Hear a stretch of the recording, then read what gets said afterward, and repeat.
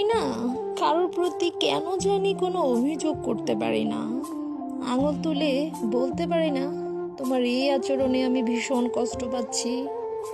এটাও বলতে পারি না আমার সাথে অমনভাবে কথা বলো না, যার কারণে অনিচ্ছায় আপনা আপনি চোখের জল চলে আসে। আমি আসলে শক্ত হতে পারি না কাছের মানুষদের উপর, কেমন যেন কাদামাটির মতো নরমই থেকে যাই।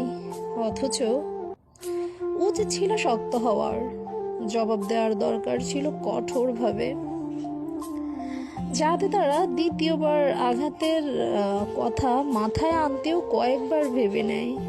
কিন্তু আফসোস, পারি না। ওই যে কাদামাটি বললাম নিজেকে, যার কারণে বুঝেও সোজা হয়ে দাঁড়াতে পারি না, ভেঙে আমাকে পড়তেই হয়।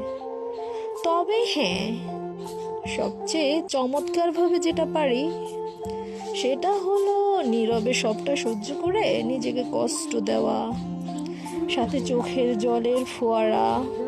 যাদের খুব সাবধানে আড়াল করার ক্ষমতা বিধাতা আমাকে নিপুণভাবেই দিয়েছেন, যার কারণে সামনে থাকা মানুষটা টের পর্যন্ত পায় না।